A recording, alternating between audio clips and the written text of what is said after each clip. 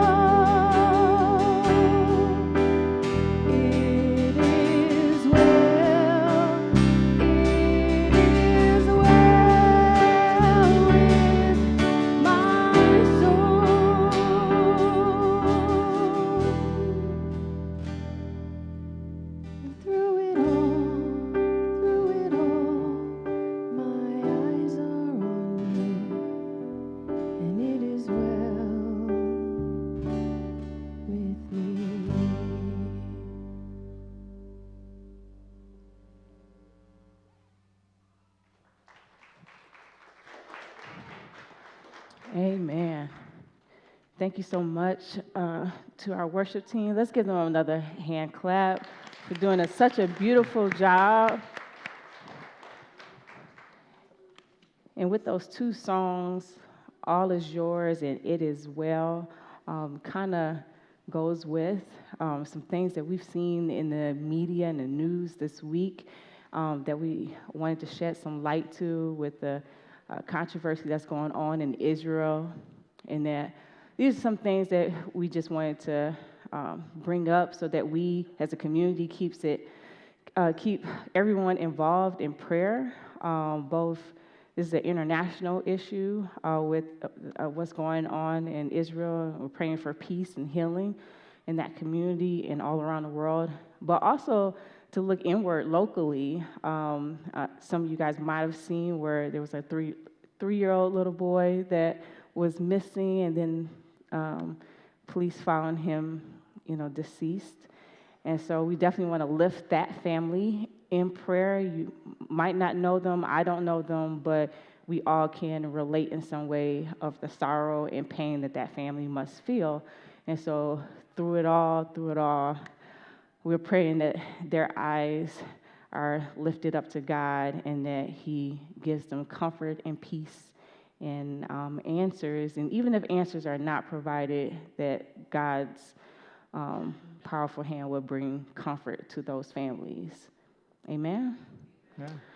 So we're going to continue to move on, and we're going to dismiss our kids to Kids Creek. They already went? Oh, great. Awesome. I'm clapping for my kids. Excellent. So They must have known there was candy up there. I love my kids. When they get their full 8 hours, they're fully charged and ready to conquer the next day. But they're a blessing. So pull out your connection card. Make sure you fill this out with all the information that you feel comfortable filling out. We want to stay in contact with you, and we'll talk a little bit more about that later on in the service. And then our selfie of the week, drum roll. We wanted to highlight Nancy and Carla because they stepped in for media. They don't normally do that role, but we love our volunteers that are willing to step in when needed, so we appreciate them. So while we got that, pull out your cell phones. Y'all know what to do. Take a selfie of yourself. You can hashtag it SCCMI and post it to, we have an Instagram page and a Facebook page. Y'all get prepared to smile because y'all going to be in the background of Bob's picture. I want to get you in here, too. Let's see. I'm in it, too? Okay. Oh, yeah. Oh, isn't that nice? Everybody smiling? Great. Cheese. Okay. Right. Cheesy. And even if you don't have social media, you can always send it to Mikhail. Mikhail is out this week getting some rest. And so you can email it to her, you can text it to her, and she can make sure that we take a look at it, and we'll see who's the selfie of the week next week. It'll be all you, I'm sure. We're all going to win in Bob's picture. So we're continuing our series, I've Been Meaning to Ask, and our message begins with this. Some of our best conversations start with good questions. Questions we've been meaning to ask. Questions that keep us curious, and questions that lead us deeper into courage and connection. We've crafted this series around 4 guiding questions. I've been meaning to ask, where are you from? Where does it hurt? What do you need? Where do we go from here? These questions aren't surface level. They invite us to tell our stories, share our pain, care for one another, and dream about a new way forward together. Join Sycamore Creek for this 5-week series on Sundays in October, and join a small group this fall to explore these questions deeper.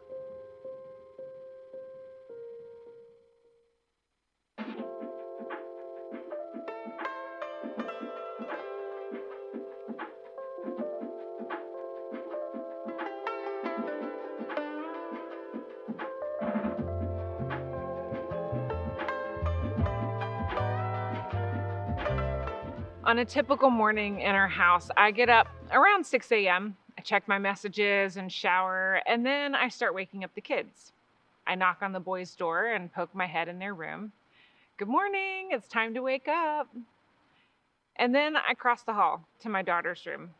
She typically wants a little bit more connection when she wakes up, and then she usually wants my help to pick out what she's going to wear. So we check the weather, we evaluate what clothing options she has. In other words, like what's clean. And then I head downstairs to the kitchen where I start the coffee, microwave a frozen egg casserole for Liam, and begin pulling other breakfast food out. While I'm doing that, I pull out Liam's lunchbox, cleaning out the leftover food from the day before and racking my brain to predict what he'll be willing to eat that day.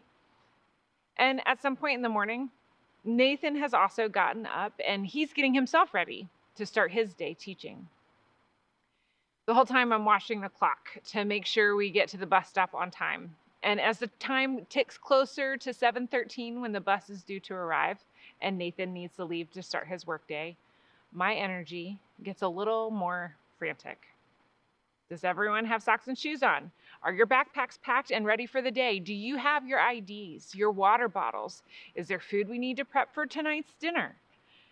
And sometimes, in the midst of all that chaos, Nathan might look at me and ask, "What do you need?" Now, depending on how I'm doing, I might respond in one of a few ways. If I'm not my best self, I might snap at him. I need the kids to get ready, obviously. If I'm in a good mental space, I might say, I could really use some help getting dinner prepped for tonight. Or if I wanted to be ambitious, I might respond that what I really need is a vacation. I need a book and a beach and a warm breeze. Other times, this question might prompt a sort of existential reflection. I need to know that what I'm doing matters. I need to know that I'm not actually the worst parent in the whole wide world. We're in week 3 of our series, I've been meaning to ask. We know that some of the best conversations start with good questions, and so we've built this series around 4 questions, and we're answering them together, exploring them in our worship services, and we're also going deeper with them in our small groups. Across all 3 of our campuses, we're encouraging small groups to use this discussion guide to go deeper. These questions invite us to tell our stories, share our pain, to care for one another, and to dream about a new way forward. And we started with the question, where are you from? And then we went on to, where does it hurt? And now we're talking about, what do you need? Next week, we'll discuss where we go from here. So, like I said, this morning, we're discussing the question, what do you need? And much of this content for this series and for this discussion guide that we're using in small groups, it was developed by Sanctified Art.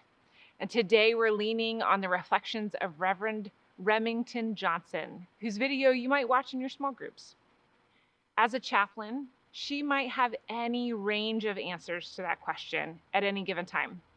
And although this question is especially relevant when we're going through a season of suffering and pain, it can be relevant to all of us, no matter what season we find ourselves in. When we're going through something difficult and a person asks us, what do you need? It hits different. The question hits us differently. Sometimes the need is within reach, a meal delivered or activities to keep the kids occupied. It's practical and attainable. Other times the need is unattainable. It's simply impossible. I need my loved one to be healed. I need my loved one who died many years ago to be here with me. I need to know that this person will be okay. I need answers. And as a chaplain, Reverend Johnson says, sometimes all I can do is witness the fact that you have this need. And I can hear it, I can hold it, and be another person who knows that you have that need. And yes, we all want to solve all the things, but sometimes we just can't do that. But it can't stop us from stepping in with intention and faith to lean in and to connect with one another and to ask, what do you need? It's holy and sometimes quite heavy to hold space for a person who has unmeetable needs. And it can be heavy and overwhelming to be a person who has unmeetable needs. When I think about someone asking me what I need, well, I already told you. My response is in large part, it depends on how I'm doing in that moment. Sometimes I might feel frustrated because it seems so obvious to me. Sometimes I might be relieved, like someone finally noticed that I'm struggling. If I'm in crisis and my needs are unmeetable, I might freeze, unsure of how to respond. And sometimes, depending on who's asking or what's going on, it might feel a little intrusive. I'm curious about you. Let's pause for a moment and discuss. When you imagine someone asking you what you need, what do you think or feel about that? How does it strike you? Take a minute and talk about it.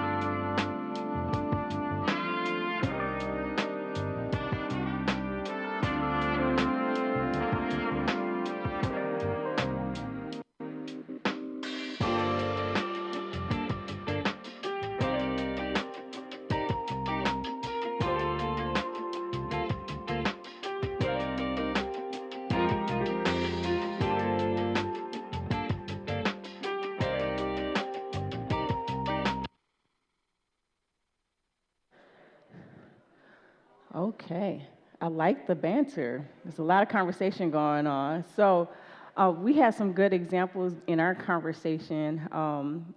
I told Bob that I kind of feel like how Mikkel feels. It depends on how I'm feeling in the moment or what's happening. I went a step further and I told him it depends on who's asking me the question also, because there's a trust element, and do I want to expose to them what I actually need? Or do I want to give a fake answer and be like, I'm fine? Yeah, they just being That's polite easier. asking you. Yes. Yeah. So I use like what I always need, I feel like, is some help cleaning the house. Because, you know, the more people or little people you have in your house, they know how to mess stuff up really quick. They're very And good so at it. Yeah, they're pros. Mm-hmm. They're pros at it. So, but you don't always want anybody in your space because you don't want to be judged. You want to, you know, stuff like that. But you had an example about you're working on a deck. Oh, right? yeah, and I don't usually ask folks for help because I just don't. I just grew up, you take care of stuff yourself, so you don't. But I have folks with a small group coming over, and they'll say, oh, what you doing on the deck? And it's like, well, it looks the same as it was last week.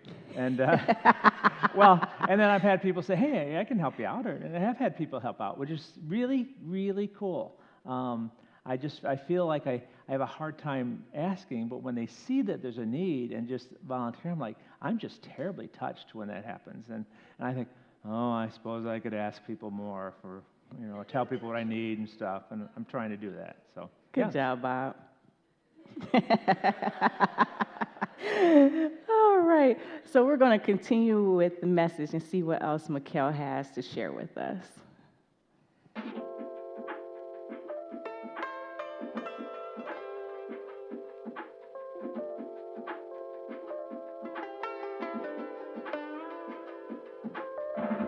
Now, I imagine if someone asked this question of the biblical character Job, his answer would have fallen into that category Reverend Johnson referenced of things that are just impossible.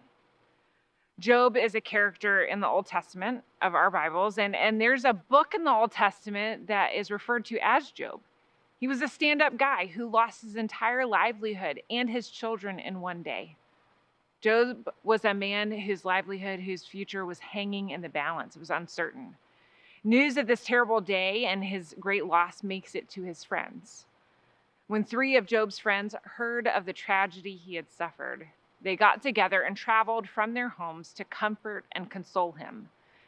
Their names were Eliphaz the Temanite, Bildad the Shuhite, and Zophar the Naamathite. When they saw Job from a distance, they scarcely recognized him. Wailing loudly, they tore their robes and threw dust into the air over their heads to show their grief. Then they sat down on the ground with him for 7 days and nights. No one said a word to Job, for they saw that his suffering was too great for words. Job's friends see his state and they cry with him. They wail and sob and mourn. Every person in every culture has a different way of expressing sorrow. And in Job's culture, tearing your clothing and throwing dust on your head was a common way to express intense grief. And remember, this was not a time of fast fashion, where like you can hit up an Old Navy sale and get 3 or 4 outfits for $100. Like clothing at that time was not easy to replace.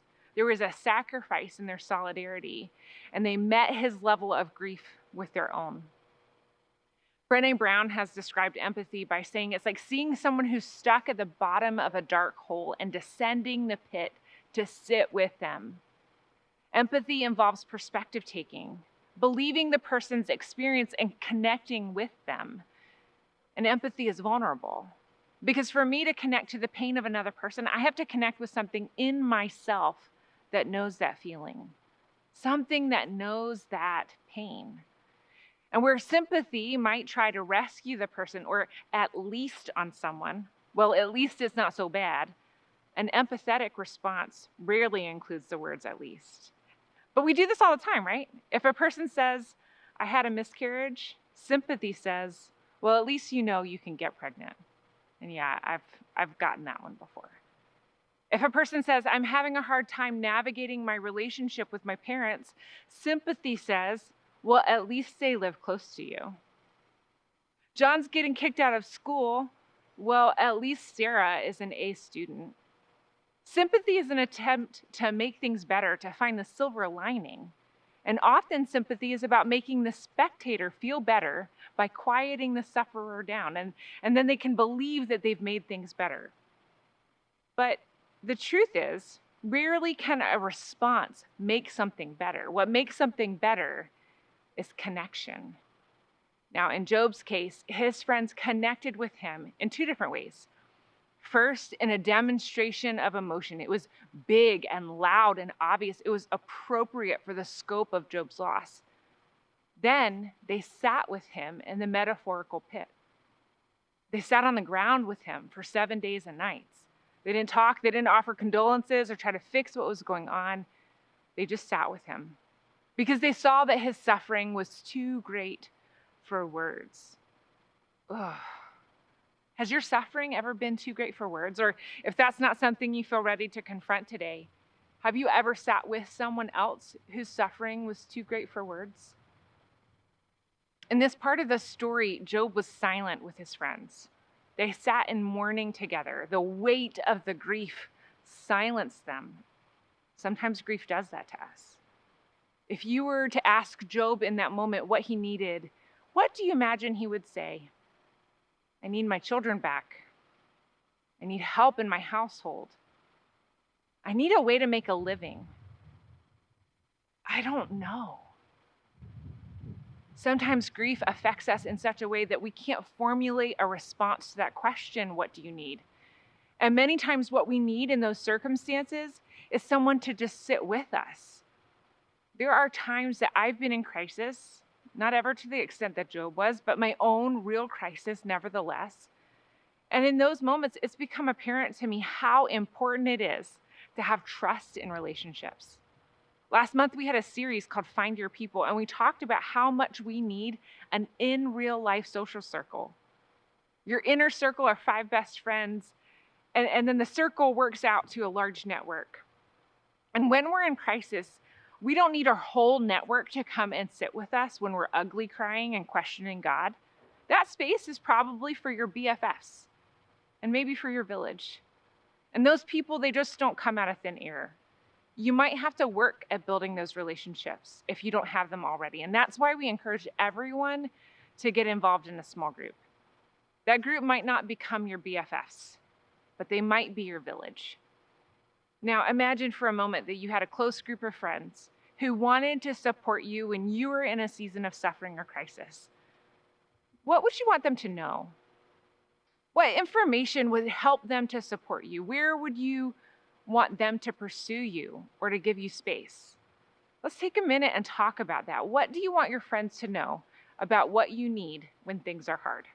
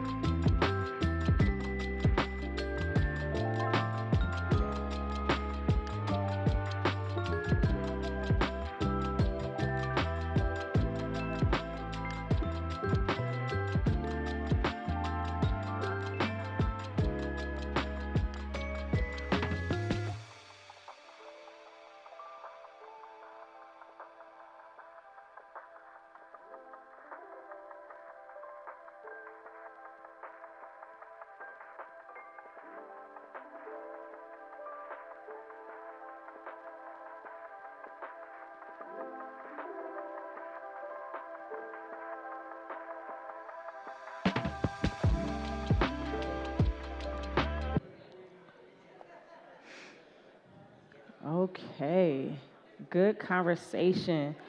So I know with us, we were discussing, we kind of agreed on um, that sometimes, depending on how hard the situation is, sometimes they're sitting in that moment and it being okay to not have an answer, being okay to not, don't know what to do is Not okay. know what you need. I Not mean, know what you need. sometimes people ask, and sometimes you don't know what to tell them, and just to have them be with you is more meaningful than anything else, I think. Yeah, that's a good point. And I know that's hard for us to do sometimes, especially if you're an extrovert and you like talking, or you're a person that really likes to solve situations and problems. That can be something Right.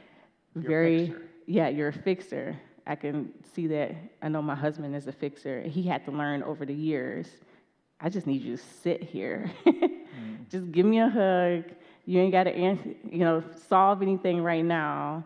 And it depends on who you're talking to and who you're trying to support, whether it's a friend, a spouse, someone here in this church, someone you might be sitting next to. You don't know what someone's going through. And I think that's where we have to lean on the Holy Spirit to guide you on how can I support this person. And if it's silence, sometimes silence is a powerful thing to just sit with someone and just, Sometimes it's nice for people to ask, "Can I wash your car for you?" And that's fine, or do other things for you, and that Here may go help Bob you, putting in but his it's, request. yes, but it's still nice just to have people there to rely on. Hint, hint. So if Bob is going through a hard time, go wash his car. Yeah, okay, there you go. Or help him out with his deck. But I like how we can make light of this and go deep and go light, and that's what we need in community. Connection is a huge thing. So let's continue in the message and see what else Mikkel has for us.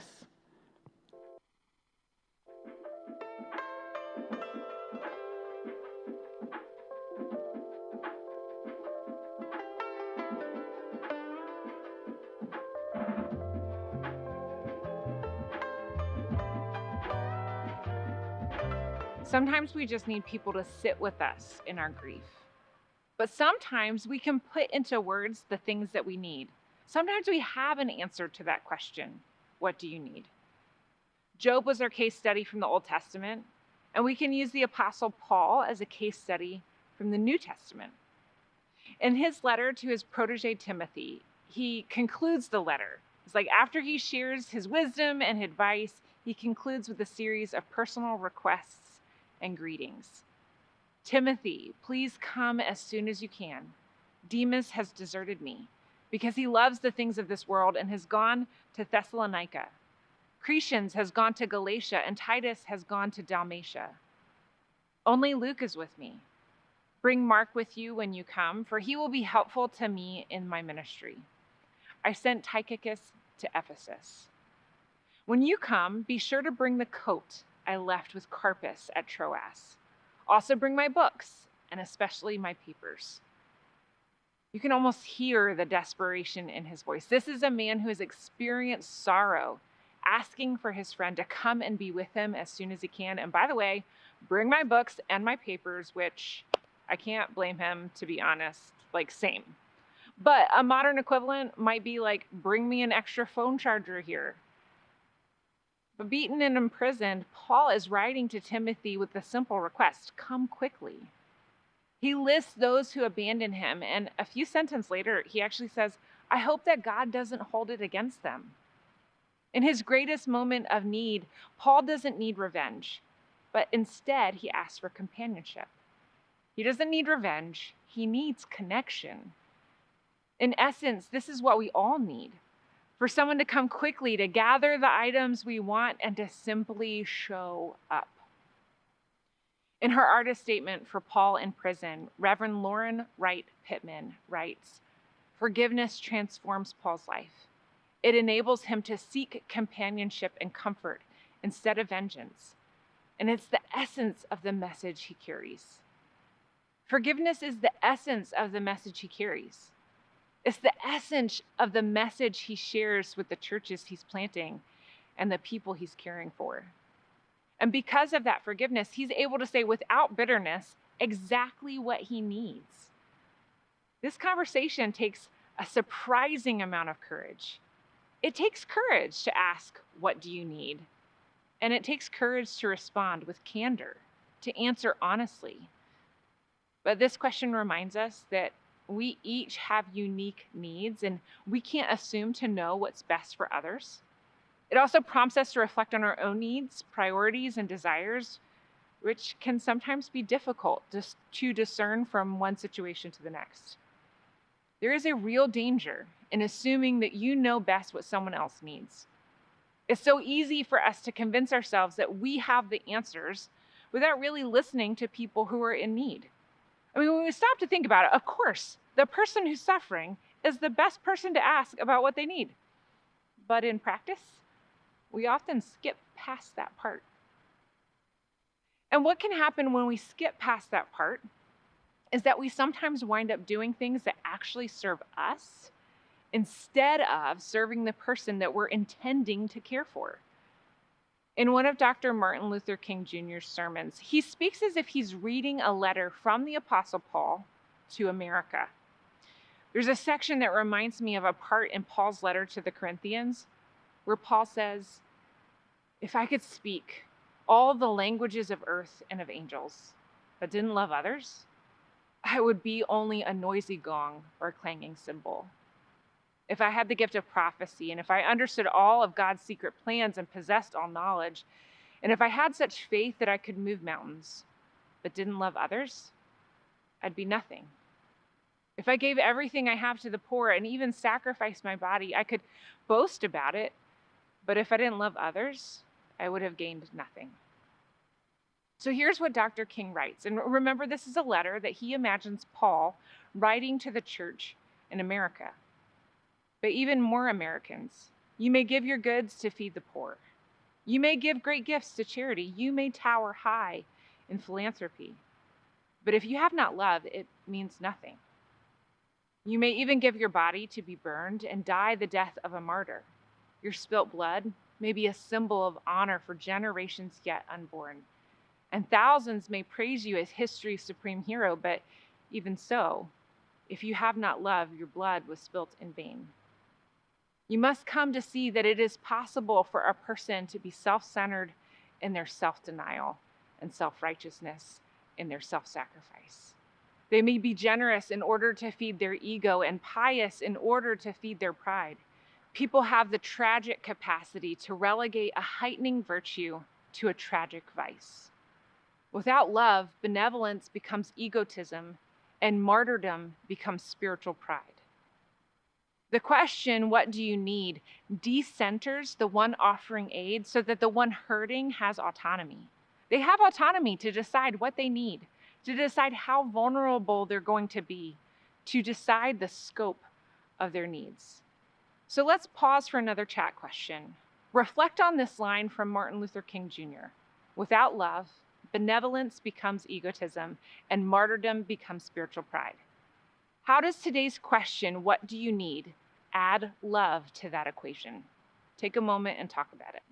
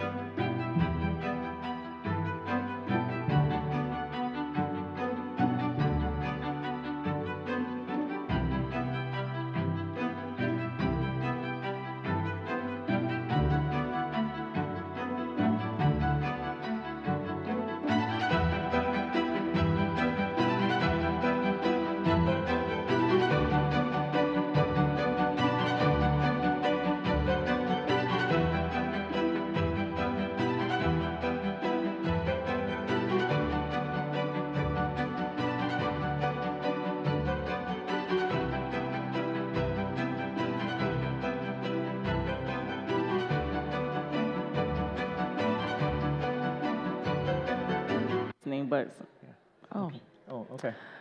we were deep in our Yeah, conversation. we could go for a while longer. Yeah. So. Awesome. So this is a really good question that Pastor McHale posed to us, and I can definitely tell because people are still talking about it. That is awesome. Bob, you had a good answer. I want you to start out with yours. I was a nurse for about 40 years over at Sparrow, and there'd be times when you think you want to do what you think is best for somebody, and then we'd have other folks too that would do this, but it's not necessarily what they would need in providing care. You'd have things that you think need to be done, and if you're not really listening to the folks that you're caring for, you're just giving them stuff. You're just trying to do what you think is best. And really, by listening, you find out how to help them with what they need and what would help heal them better by helping them out more instead of what you just have on a list of things to do sometimes. So it takes a bit to listen to people sometimes. It's hard. Yeah. And in synopsis, love is listening. Listening is such a thing that sometimes we take for granted, but it's an action of love.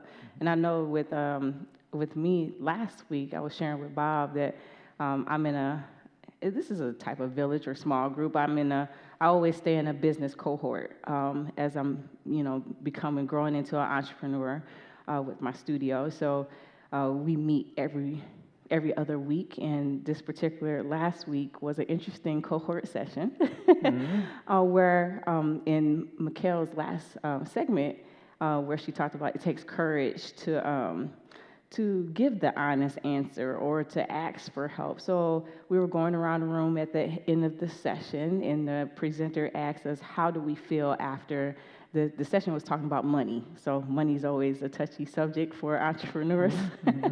And so I decided to be honest. Instead of saying, I feel great, fine, those were the answers going around the room. I was like, I feel horrible.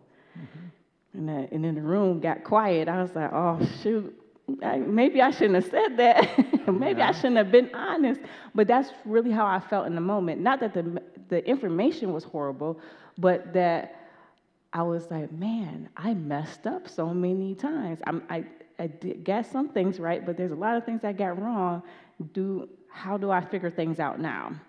So I wanted to be honest, and then I asked for help. And then there was one gentleman in the room that wanted to mansplain everything. women in the room, yes, y'all understand what mansplaining is, yes. So, but thank God for my village of entrepreneurs, people that they also started businesses with me. They came to my rescue and they actually talked for me. I didn't even have to defend myself. That felt good. And so that goes back to what you were talking about. Listening is love. I felt loved in that moment that other entrepreneurs that kind of grew with me said, no, that's not what Tiffany's saying. She's asking for help. And this I was like, oh, love. So yeah, that was really good. So as we end this message, I think, do we have one more segment of this message or? Well, let's play it then. Okay, let's go ahead and Yes. hear the rest of it. Yeah.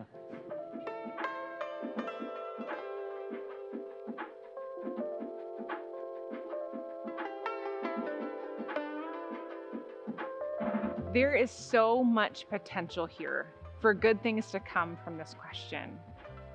Here are some other questions that you could ask each other or even just reflect on your own. What do you need to feel seen and heard? What do you need to feel whole? In what ways has the pandemic changed you? What do you want, prioritize, desire, hope for? If someone asks you, can I bring you food? Can I bring you some clothes? Can I come help you do laundry, wash dishes, etc.? Can I come sit with you for a while? How would that make you feel? Kate Bowler is an author, and when she was just 35, she was diagnosed with stage 4 colon cancer.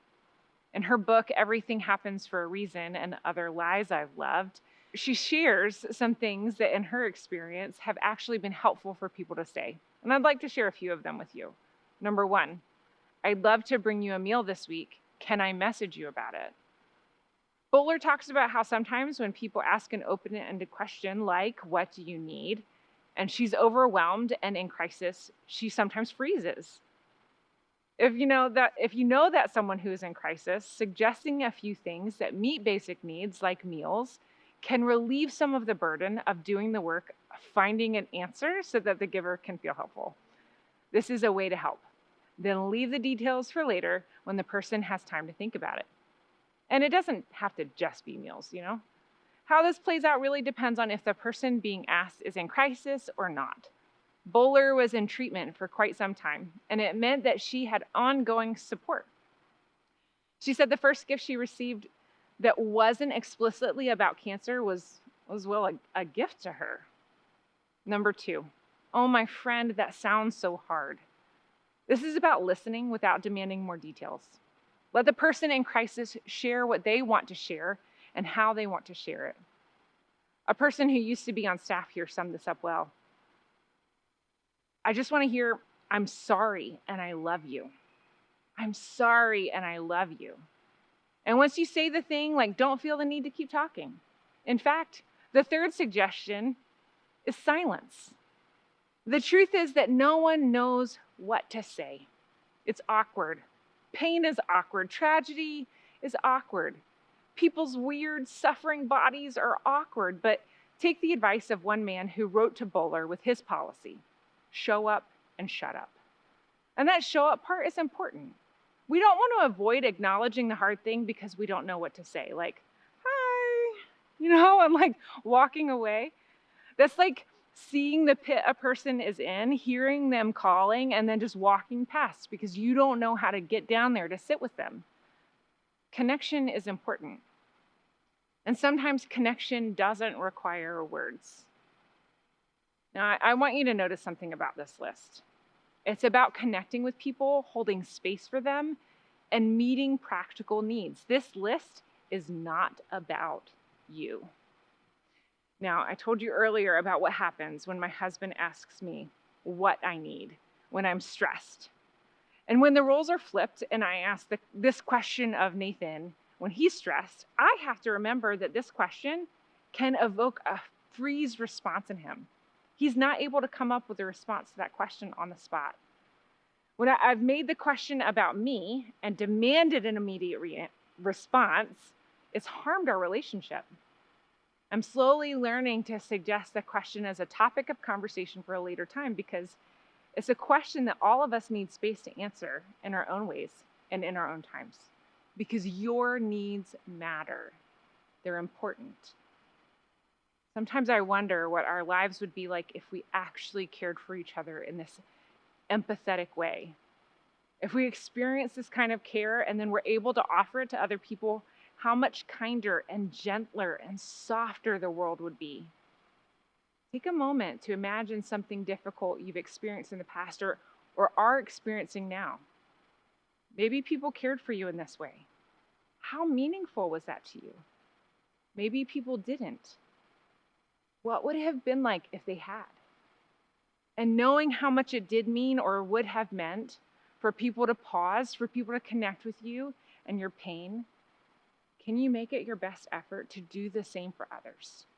To those who are closest to you, can you make space for pain? Connect with people and ask, truly listening, what do you need?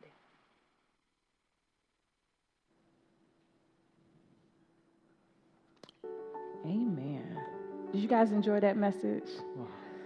That was a wonderful message. That's definitely give you a lot to think about, process. You can journal about it, and it's easy enough to implement. That's amazing, yes. Oh. So, once again, we want to bring out those connection cards. Bob is going to help me with the announcements. So, yes, drop off your connection cards, fill them out. You fill out everything you need or anything extra you want to share with the staff, any prayers or anything, you go ahead and fill that out. Anything at all. I write all sorts of random stuff on the back from time to time, so they like that in the office, so take that and fill that out. On the back, you have next steps that are like, read Ruth. What do you want to read about Ruth?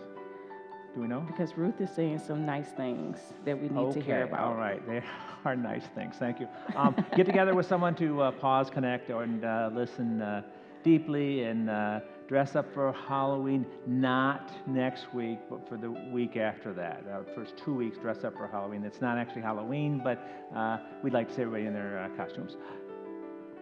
Oh, let's do that. Dress up. Thank you. I think what the slide that we missed was Pastor in the Pub. It's every fourth Wednesday at 7 with Pastor McHale. It snuck up on us. Oh, okay. Let's share this. How's that? Yeah. So, Pastor in a Pub, I've gone to that, and it's kind of cool. It's a small group, but there's nice folks there when I'm there. And when Pastor's there and other people are there too. No, we've had a lot of people that are actually nice there that are there. So it's good. Ellison Brewery. Where is that? There's two. Is this the one down on Rio? This is the one that's in Rio Town. Yep. Okay. Okay. Is it Rio? They don't say Rio. Rio.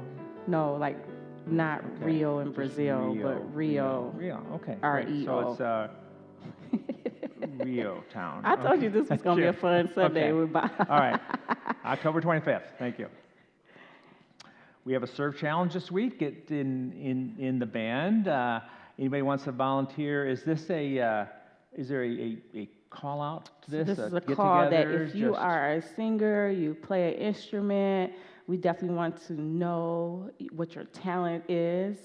Contact me or Mark is one of our band leaders. Wave your hand, Mark. Yay. So definitely check in with one of us. We would love for you to join the band if you're interested. There are people who work very hard at this, and I am amazed at how much that gets done. And just knowing a little bit of how to do things, they assure me that I can. They actually help me put on my microphone so it goes in the back so the cord's not in the front. Very helpful people, so they're good people to know. Thank you for your giving. A lot of people give online, and they also give. You can also give in the envelope. You can do this new scan the QR code with your phone. Code, yes, and give that way. And then here is some things that your generous giving helps us to do.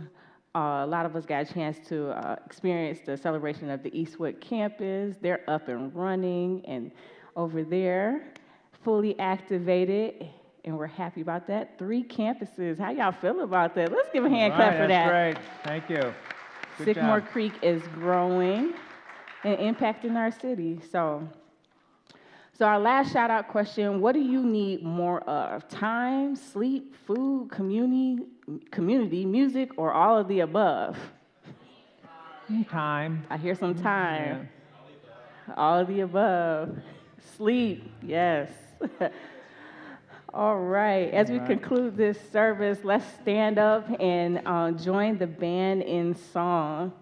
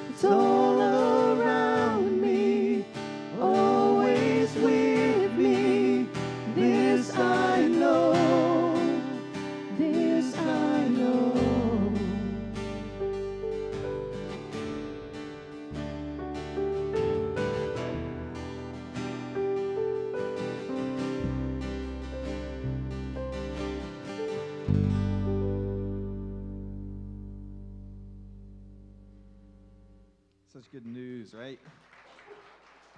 I think coming out of this message, y'all got some great insights into how I respond in the moments of the question of what do you need. But I think it is a beautiful reminder, and I've been kind of captivated by this song that we just sang, that His grace is above us, right? It's before us. God's grace is with us in all circumstances. That includes the moments when I freeze, when I'm asked the question of what do you need? That includes the moments where I know what I need, but no one's asking me the dang question, right? That includes all of those moments. And I think that's just a beautiful reminder, right, as we have sung that. And the song we're going to sing is Glorious Day, and it's this story of, I think, what it's like when we can lean into what we need in the moment, and that healing journey of realizing God's invitation to us and His presence with us in the moments of great shame, right, that He doesn't run away from that. God doesn't run away from that. In the moments of great joy, God doesn't run away from that. So as we sing this song, I think I want to invite us to lean in to, just worshiping God, because God is always with us in the journey. The highs and the lows, He's present. So let's sing this together.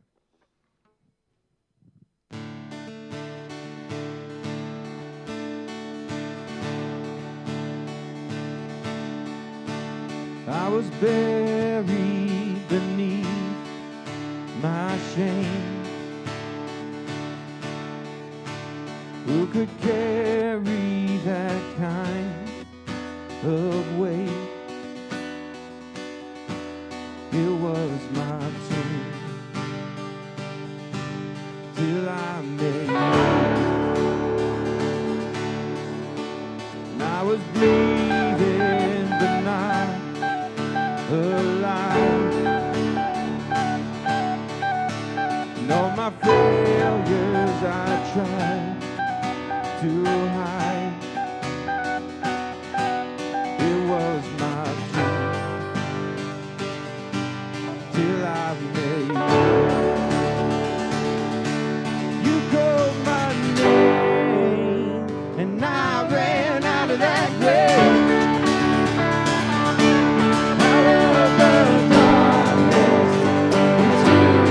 Glorious day. You called my name.